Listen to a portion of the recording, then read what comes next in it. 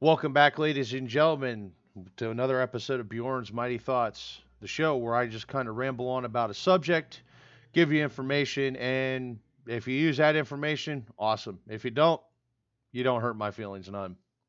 Anyway, today we're going to talk about home defense. I feel home defense is extremely important, as hopefully anyone watching this video does as well. A lot of people ask me how I feel about the Second Amendment. Well, I'll tell you how I feel about Second Amendment in general terms. This is very general terms. Um, I feel that if you're mentally competent and a law-abiding citizen, you should own a firearm and be properly trained on how to handle and maintain said firearm. That's simple. That's why the Second Amendment's there. Well, there's more reasons why the Second Amendment's there than just that, but that's one reason it's there. But anyway, folks, we're going to continue on.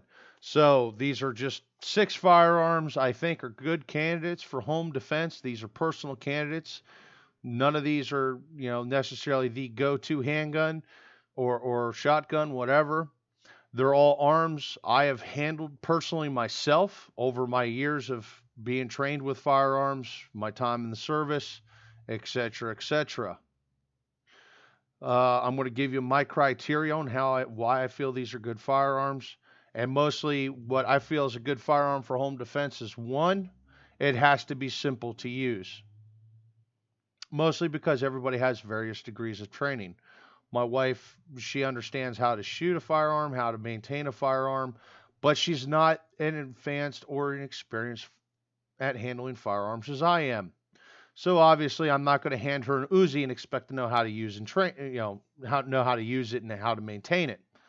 Um, I didn't really consider price tag too much of a factor, um, nor necessarily availability, because based on what area you live in, is really going to be based on what these firearms are priced at and the availability of them.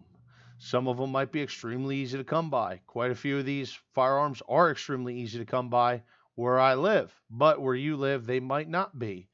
Same way, price tags may vary based on where you live.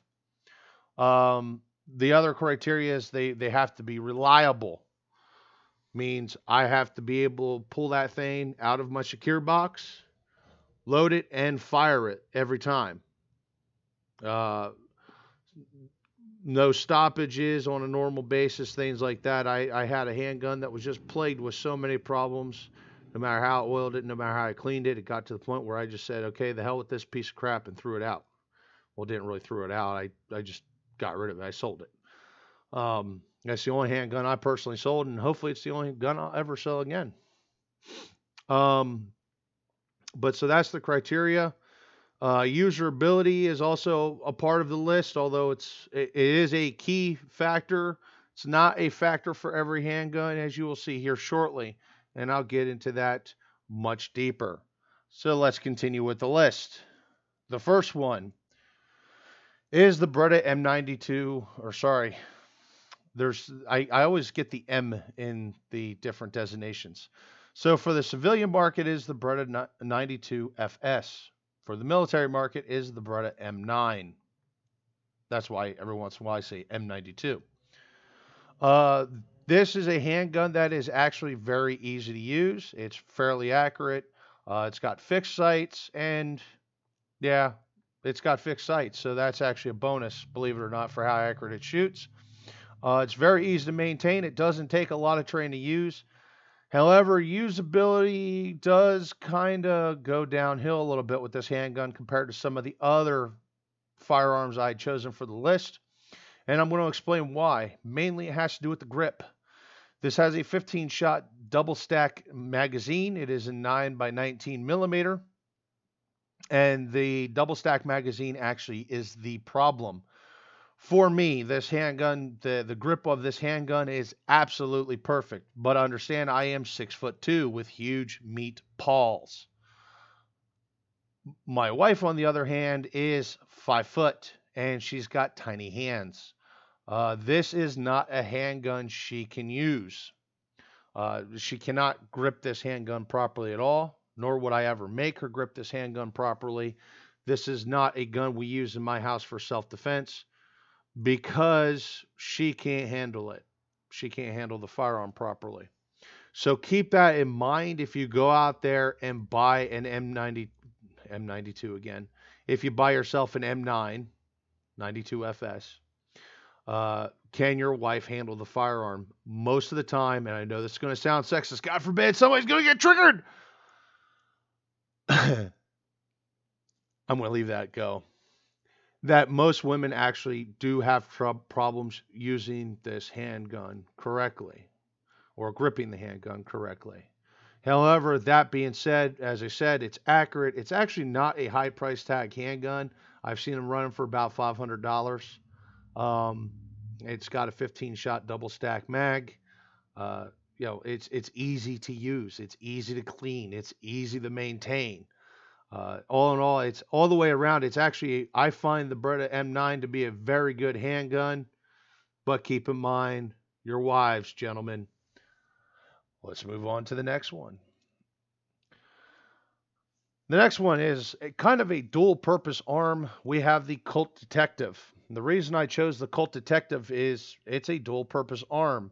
This is actually a good arm for concealed carry because it is a very short arm. It's only got a 2.5-inch barrel.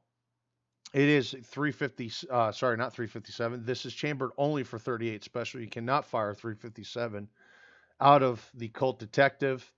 But the thing is, the Colt Detective can fit in your pocket, which if you're limited on a budget and you want a gun for home defense and concealed carry, this gun is actually a very good candidate on that end because of its small size. It's also got a fairly decent grip. It's a double action.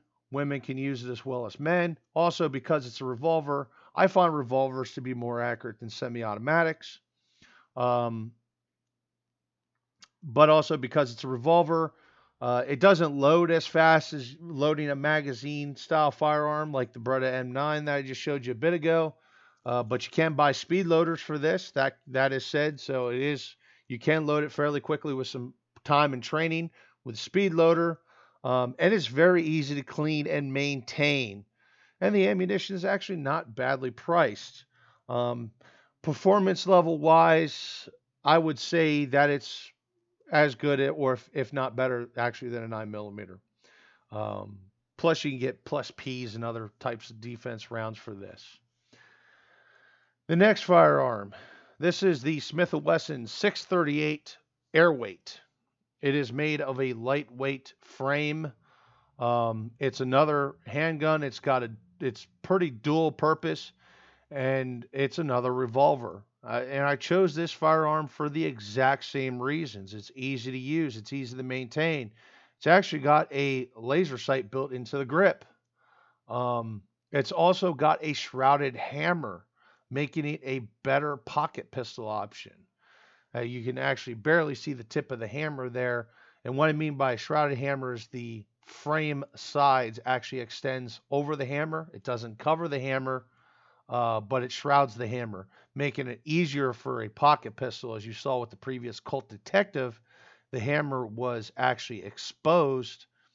So if you have it in your pocket, sometimes that could actually snag your pocket. I'm not going to say that's always the case. With the shrouded hammer, it's a little bit more consistent on not snagging anything. It is a double action swing open. You can get a speed loader for it. It's 38 caliber, 38 special once again. It's got everything running for it that the Colt Detective does. And so far that I'm aware of, or at least the last time I was shopping around for one of these types of firearms, they both ran for roughly the same price. The Smith & Wesson actually ran a little bit cheaper. But it's still a very good, high quality firearm. And, it's a dual purpose arm. You can use it for home defense as well as concealed carry because of its small size. Let's move on to the next one. All right, folks. I'm going to say it. A pistol that fires shotgun shells. Why? Because Ron House, motherfucker. That's all I have to say about this. This is the Taurus Judge, and this arm can actually fire various ammunition. It's actually got adapters that you can fire 45 ACP and 45 Colt out of it, as well as 410 shotgun shells. Now, there is a little bit of a caveat to that, though, with the 410 shotgun shells. First off, if you're going to use this for home defense, you have to load the proper shotgun shells, which is going to be buckshot. Yes, folks, they make a 410 buckshot. It's like a 3 pellet buckshot. It doesn't really increase your hit probability, though, and the reason I say that is the FBI statistics says with most defense shootings is within 7 yards. So unless you're living in a mansion, you're most likely, and honestly, most likely, you're going to be within that 7 yards. The pattern spread on this is really not going to open up within 7 yards. So you got to make sure you're dead on. It is, once again, it is a revolver. I haven't seen any speed loaders for this. Not saying they're not out there. It is a little bit on the more expensive side of the handguns, but it's definitely not the top of the food chain or even the top of this list for expense. But I like it because it's got versatility. Some people are going to like it because it can shoot shotgun shells. And that's usually some people's go-to home defense round is a shotgun. So I don't feel it's a bad option. I fired it. It's not a bad handgun at all. It's actually quite fun to play with. But yeah, I'll go on to the next one, and I favor these options a bit more. Now here you got 2 for 1, and the reason you got 2 for 1 here is up top of this photo you have the Mossberg 500. Very good option. It's one of my favorite shotguns. I own a Mossberg 500. I'd never give that Mossberg 500 up. Actually, if I get away with it, I think I'd buy a second Mossberg 500 in a different pattern. Go over that in a little bit. And then down below, you have the Remington M870. Now, this shotgun might become quite difficult soon to get your hands on. There's been some stuff going on with Remington. I'm not sure quite what's going on. So you might, if you want to get a Remington 870 for home defense, you might want to snag one up very soon. Also in the realm of Mossberg, you also have the Mossberg 590, which is a cousin, more of an upgrade, derived from the Mossberg 500. Now, there are some people out there that are going to say shotguns is a bad choice for a home defense firearm because each shotgun is different. And literally, they're right. Each shotgun is different. As you can see here, you got 2 different shotguns. They're both pump action shotguns. I like pump action shotguns because pump actions are very reliable. There's things you can do with pump action shotguns, such as a quick ammo swap. If I want to go get out of a buckshot and go to a slug, I can do it much easier in a pump action than I can in a semi-auto, or even worse still, a magazine-fed shotgun like a Saiga 12. These are fairly cheap shotguns, actually. They're a few $100s. They're easy to use. Once again, they're easy to clean, easy to maintain.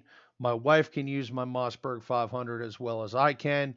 You can get them in multiple different patterns, so you can get them for your comfort level, really. Which, once again, that goes back to people say, there's certain people out there that say a shotgun is a bad choice for home defense. And that goes to the multiple different patterns. Each shotgun is different, which is true. I'm going to say blow that out your ass. That is not really the case, because I'll tell you what, in my home with my shotgun, I can defend my home with my shotgun. That's all that matters. Outside of my home, in the realm of home defense, outside of my home doesn't matter. So if your shotgun is different from your Mossberg Model 500, it's different from my Mossberg Model 500, it doesn't matter, because in my home, it's my shotgun, not yours. The nice thing too is with these shotguns, you can get various barrel lengths. You can get various different tube lengths. You can get pistol grips, different types of pistol, like pistol grip stock combinations. You can get different kinds of slides. You can get flashlights and optics and different types of sights. There's just the ways you can lay out a shotgun is extremely different. Now, there's a caveat to a shotgun. If you're concerned with overpenetration, do not use buckshot. Use like a number 4 bird shot. It will penetrate through your drywall most likely, but it shouldn't penetrate through the outer walls of your house. So you don't have to worry about shooting innocent bystanders walking down your street. You don't have to worry about shooting your neighbor's house, anything like that, unless you so happen to shoot through a window. And shotguns, as another point, is extremely intimidating. You come around a corner, you see a shotgun in your face. Yeah, you're probably going to have yourself a bit of a brown alert. So I do highly recommend shotguns. Once again, it's a proper time, proper training thing. But the nice thing is with a shotgun, there's not one pattern. You can set them up for your comfort level. And we'll leave that at that for shotguns. Now, for the high end of the price tag list, we're looking at the $1,200 Springfield Armory EMP 9mm. I feel this is a very good option. It's in a 1911 pattern. It's small, it's compact, it can fit in your pocket. So once again, it's a dual purpose firearm. It's actually got night sights on it that glow in the dark. So you can even see the sights in the dark, making this a really good option. It's chambered in 9mm. It's got a 10-shot magazine, single stack magazine, so it keeps the grip thin. My wife can use it as well as I can use it. And once again, I'm 6'2" with huge meat paws, and she is 5'0" with tiny hands. So that was an important feature in picking this firearm. Once again, I'm thinking about the ladies here with tiny hands. It's easy to clean. It's easy to maintain. It is a double action. And that's really all I have to say about it. This is the very high end of the spectrum. You could easily go cheaper. You could go more, probably even more expensive still. But those are my picks for those reasons. Anyway, folks, hopefully you enjoyed the video. And yeah, thank you very much for watching. And if there's maybe a firearm that you really enjoy, that you feel is a really good option for home defense, go ahead, throw it in the list below. If you notice, though, I'm going to throw this out quick. If you notice, I did not use any rifles in the list. And the reason I do not recommend any rifles at all is rifles can overpenetrate through a house pretty easily. Actually, some rifles will even penetrate through like a refrigerator and go through walls and all kinds of shit like that. So to me, a rifle is not good for home defense, and they should be avoided. Anyway, folks, thank you very much for watching. Hopefully you enjoyed the video. And once again, please post your comments down below. Maybe you think you have a better option for a home defense firearm. And we probably all should share knowledge on how we feel our perspectives of home defense is. So that way, as people come in and watch the video, maybe they can learn and pick something up. Thank you very much again, and have a wonderful day.